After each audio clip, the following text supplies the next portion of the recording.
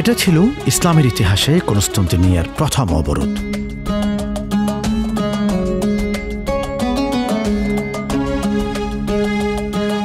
হযরত মুআবিয়া রাদিয়াল্লাহু তাআলা আনহু যখন খেলাফতের দায়িত্ব গ্রহণ করেন, তখন তার পুত্রের নেতৃত্বে কনস্টান্টিনিয়ায় অভিযান পরিচালিত হয়।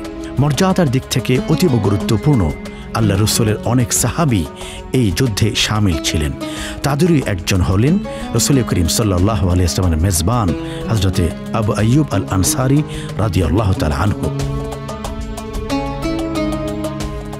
যদিও সেবার মদিনা থেকে আগত এই কাফেলা সে শহরটি বিজয় লাভ করতে পারেননি। এরই মধ্যে হযরত আবু আইয়ুব আনসারী রাদিয়াল্লাহু তাআলা আনহু অসুস্থ হয়ে পড়লেন। হযরত আবু আইয়ুব আনসারী রাদিয়াল্লাহু তাআলা আনহু এর তামান্না এবং শেষ ইচ্ছে অনুযায়ী মৃত্যুর পর কনস্টান্টিনিয়ার নগর প্রাচীরের গোড়ায় তাকে দাফন করা হয়েছিল।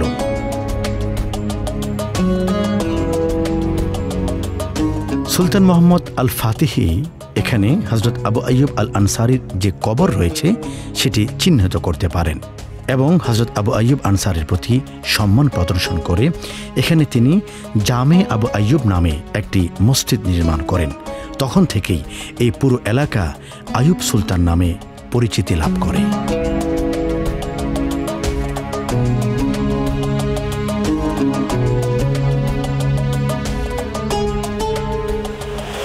আসসালামু আলাইকুম ওয়া রাহমাতুল্লাহি ওয়া বারাকাতুহু। প্রিয় দর্শক, আমন্ত্রণ ক্যামেরার চোখে পৃথিবী দেখার আয়োজন মুসাফির আজকের পর্বে। শেষ পর্যন্ত সাথে আছি গাজী সানাউল্লাহ রহমানী। প্রিয় দর্শক, এই মুহূর্তে আমি দাঁড়িয়ে আছি তুরস্কের ইস্তাম্বুলের একটি বিখ্যাত জায়গা, যে জায়গার সাথে রয়েছে প্রত্যেকটি নবীপ্রেমিক মুসলমানের হৃদয় এবং আত্মার সম্পর্ক। কোন সেই জায়গা? এই জায়গার নাম হলো সুলতান আইয়ুব, অর্থাৎ নবীজির বিখ্যাত সাহাবী হযরত আবু আইয়ুব আল আনসারী রাদিয়াল্লাহু তাআলা আনহু। তিনি শুয়ে আছেন এই পবিত্র জায়গাতে।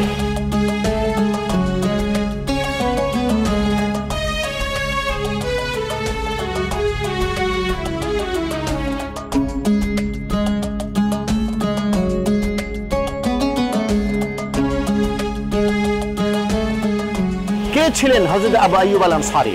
ইতিহাস বলে নবী করিম সাল্লাল্লাহু আলাইহি ওয়াসাল্লাম যখন মক্কা থেকে হিজরত করে মদিনায় গেলেন, তখন মদিনায় যে বাড়িতে, যে ঘরে, যে আঙিনায় নবীজির বরকত পড়েছিল, সেই আঙিনার মেজবান ছিলেন হযরত আবু আইয়ুব আল আনসারী রাদিয়াল্লাহু তাআলা আনহু। কি করে মদিনার সেই বিখ্যাত সাহাবী, নবীজির সেই প্রিয়তম সাহাবী চলে এলেন সুদূর তুরস্কের ইস্তাম্বুলের এই জায়গায়, সেই ঘটনা আপনাদেরকে জানাবো সেই ইতিহাস, এবং দেখাবো আবু আইয়ুব আল আনসারী রাদিয়াল্লাহু তাআলা আনহু এর মাকবারাত সমস্ত প্রাঙ্গণ, ইতিহাসের সমস্ত অঙ্গন। সাথেই থাকুন।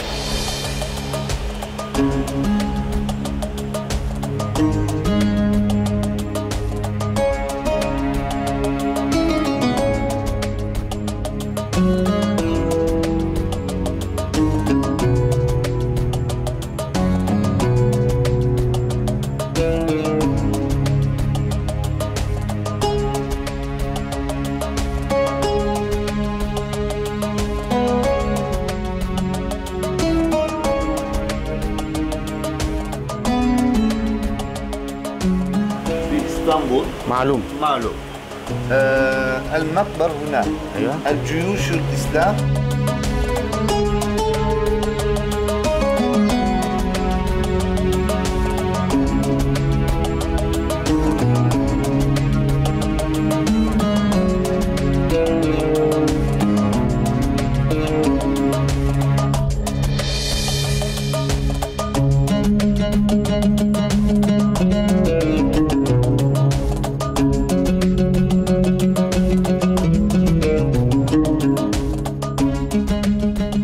প্রিয় দর্শক, সুলতান আইয়ুব তুরস্কের ইস্তাম্বুলের অদূরে বিখ্যাত এই জায়গাটিতে রয়েছে অনেক স্মৃতি। রাসূল করিম সাল্লাল্লাহু আলাইহি ওয়াসাল্লামের পবিত্র দাড়ি মুবারক এখানে রয়েছে নবী করিম সাল্লাল্লাহু আলাইহি ওয়াসাল্লামের কদম মুবারকের ছাপ। এমনকি রাসূল করিম সাল্লাল্লাহু আলাইহি ওয়াসাল্লামের সময়কার বিভিন্ন নিদর্শনের একটি চমৎকার প্রদর্শনী এখানে রয়েছে, এবং এই আয়োজনটি খোলা থাকে সব সময়। সমাধি প্রাঙ্গণে প্রবেশের একটি নির্দিষ্ট করিডোর অতিক্রম করে যেতে হয়, সেটাও আগাগোড়া গালিচা বিছানো। একসাথে সর্বোচ্চ 10 থেকে 15 জনকে প্রবেশ করতে দেওয়া হয়।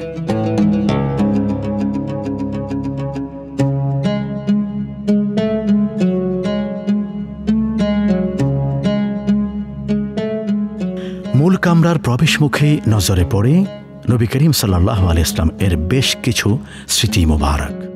সেখানে দাঁড়িয়ে দুরূদ পাঠ শেষে সামনে এগুলেই একটু উঁচু একটি চত্বরে হযরত আবু আইয়ুব আনসারীর কবর।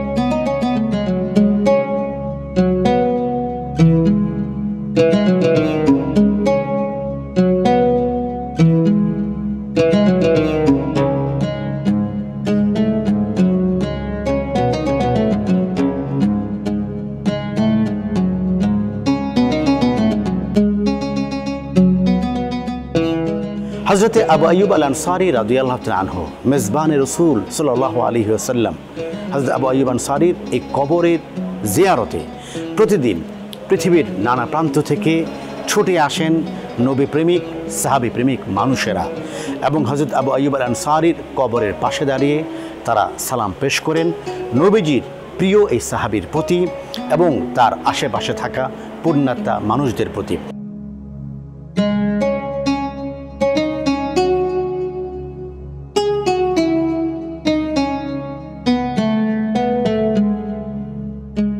সমাধির বাইরে উদ্যানের মতো স্থানে কিছু কবর রয়েছে। সেখানে রয়েছে উসমানী খলিফা এবং তাদের নিকটজনদের সমাধিও।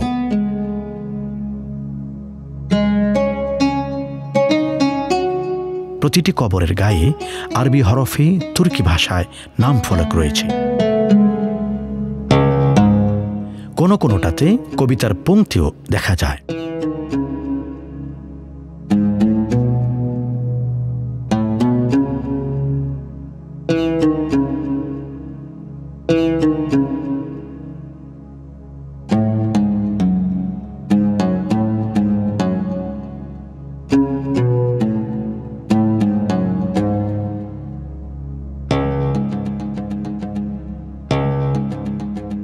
আরবি বর্ণে তুর্কি ভাষার অস্তিত্ব এখনও বজায় রয়েছে অন্তত দুটো স্থানে, একটি তোপকাপি জাদুঘর আর এরকম প্রাচীন কবরের নাম ফলকে।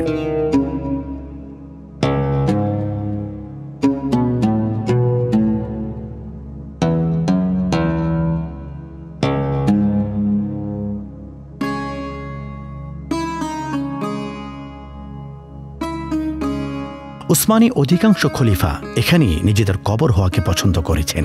তাছাড়া প্রত্যেক খলিফা খেলাফত গ্রহণের অনুষ্ঠান এখানেই সম্পন্ন করতেন বলে ইতিহাসে পাওয়া যায়।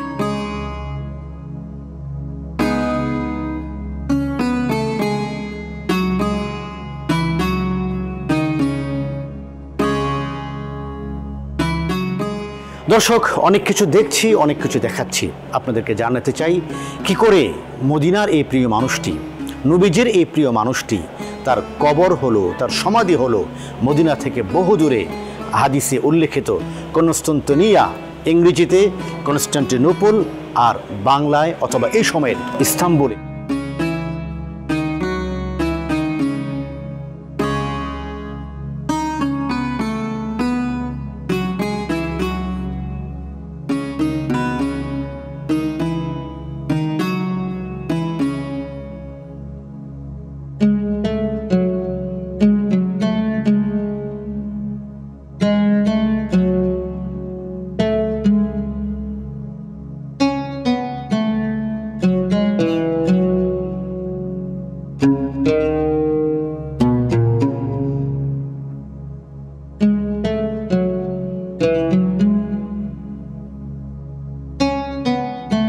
কি করে তিনি এখানে এলেন এবং কি করে তিনি এই স্থানে সমাহিত হলেন, এই বিষয়টা আপনাদেরকে জানাবো, খানিকটা সাথে থাকুন।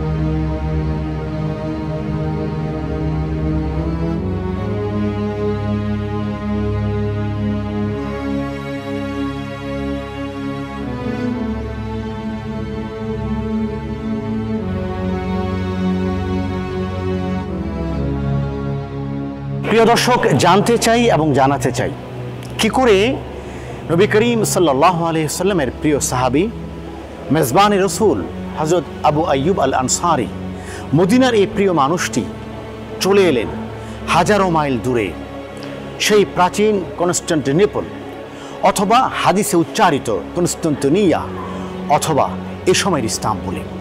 জানতে হলে একটু পেছনে যেতে হবে। সর্বপ্রথম মুসলমানদের পক্ষ থেকে কনস্টান্টিনোপল আর হাদিসে উচ্চারিত কনস্তান্তনিয়া অর্থাৎ এই ইস্তাম্বুল অবরোধ করা হয় হজরতে আমিরে মুআবিয়া রাদিয়াল্লাহু তাআলা আনহু তার সময়ে। সে সময়ে এই যুদ্ধে ইসলামের পক্ষের এই জিহাদে সুদূর মদিনা থেকে যে কাফেলা এসেছিল, এই আলোকময় জ্যোতির্ময় কাফেলায় ছিলেন অনেক গুরুত্বপূর্ণ সাহাবায়ে কেরাম এবং সে সকল সাহাবীর মাঝে অন্যতম ছিলেন হযরত আবু আইয়ুব আল আনসারী রাদিয়াল্লাহু তাআলা আনহু। ঘটনা যেখানে ভিন্ন দিকে বাঁক নিল সেটা হলো দীর্ঘদিন পর্যন্ত সাহাবায়ে কেরাম রাদিয়াল্লাহু তাআলা আনহুম আজমাইনদের কাফেলা ইস্তাম্বুল অবরোধ করে রাখার পরেও বিজয় তাদের হাতে আসছিল না। বিজয়ের অপেক্ষার প্রহর গুনতে গুনতে জিহাদের ময়দানে মৃত্যুবরণ করলেন হযরত আবু আইয়ুব আল আনসারী রাদিয়াল্লাহু তাআলা আনহু। যখন তিনি মৃত্যু শয্যায় পতিত, এই সময়টিতে তিনি সেই যুদ্ধের নায়ক যিনি সেনাপতি ছিলেন তাকে ডেকে বললেন, আমি কিছু কথা তোমাকে বলতে চাই। তরুণ এবং যুবক সেই সেনাপতি বিগলিত হৃদয়ে বললেন, আল্লাহর নবীর প্রিয় সাহাবী, বলুন আপনার জন্য কি করতে পারি। তিনি বললেন, আমার মনে হচ্ছে আমার জীবন প্রদীপ হয়তো কিছুক্ষণের মধ্যেই নিভে যাবে। তুমি যেটি করবে, আমার মৃত্যুর পর আমার এই লাশকে নিয়ে তুমি এগিয়ে যাবে যতদূর সম্ভব।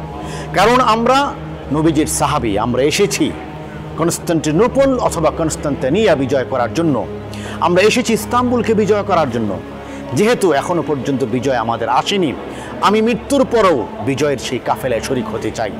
এবং সেটি হলো হযরত আবু আইয়ুব আল আনসারী রাদিয়াল্লাহু তাআলা আনহুর মৃত্যুর পরে তার লাশকে নিয়ে ইসলামের সেই কাফেলা এগিয়ে এলো একেবারে এই স্থান পর্যন্ত।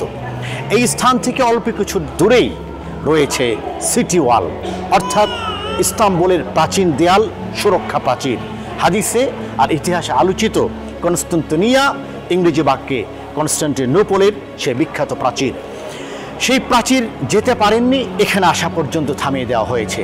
আর এখানেই ইসলামের সেই কাফেলা হযরত আবু আইয়ুব আল আনসারী রাদিয়াল্লাহু তাআলা আনহুকে কবরস্থ করেছেন।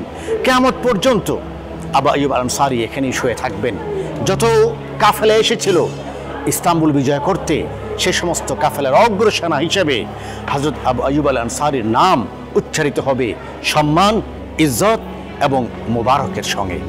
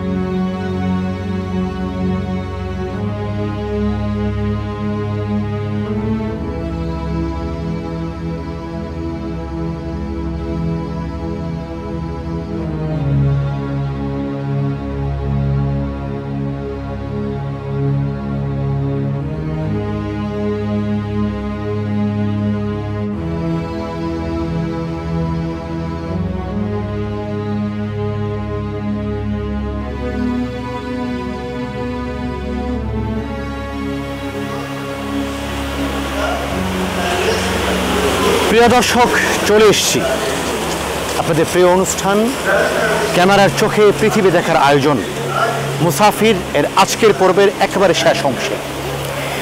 আজকের এই পর্বে প্রিয় দর্শক, নবী করিম সাল্লাল্লাহু আলাইহি ওয়াসাল্লামের বিখ্যাত সাহাবী মেজবানে রসুল হযরত আবু আইয়ুব আল আনসারী রাদিয়াল্লাহু তাআলা আনহু তার সমাধি কি করে এলো ইস্তাম্বুলে, সে ঘটনা আমরা শুনেছি, আমরা জেনেছি এবং আমরা দেখেছি। আমি একটি বাক্য বলে আজকের এই অনুষ্ঠানে বিদায় নিতে চাই। যেখান দিয়ে আমরা প্রবেশ করেছি, যে দরজা দিয়ে, যে গেট আর তোরণ দিয়ে, সেই গেটে একটি চমৎকার হাদিস লেখা রয়েছে বিশ্বনবীর। লেখা রয়েছে, কুন ফিদ দুনিয়া কান্নাকা গরীব ও আবিরি সাবিল। দুনিয়াতে এমনভাবে অবস্থান করো, বসবাস করো, যেন তুমি একজন নিঃস্ব মানুষ অথবা একজন মুসাফির। আমাদের জীবন একদিন শেষ হয়ে যাবে, নিভে যাবে জীবন প্রদীপ। কিন্তু আমরা যদি চাই মৃত্যুর পরেও আমাদের কবর মানুষ আসবে দোয়া করতে আমাদের জন্য হাদিয়ার তোহফা, পরকালীন হাদিয়ার তোহফা নিয়ে, তাহলে কিন্তু আমাদেরকে হতে হবে নবীর আদর্শের সঠিক উত্তরসূরি এবং নবীদের সাহাবীদের সঠিক পদাঙ্ক অনুসরণকারী। হযরত আবু আইয়ুব আল আনসারী রাদিয়াল্লাহু তাআলার কবর থেকে এই আঙ্গিনায় দাঁড়িয়ে সকলের জন্য দোয়া করছি, যারা আজকের পর্বটি দেখছেন এবং ভবিষ্যতে আবারও দেখবেন, রব্বুল আলামিন আমাদের সকলকে নবীজির আদর্শের, নবীর সাহাবীদের আদর্শের সত্যিকার অনুসারী হওয়ার তৌফিক দান করুন।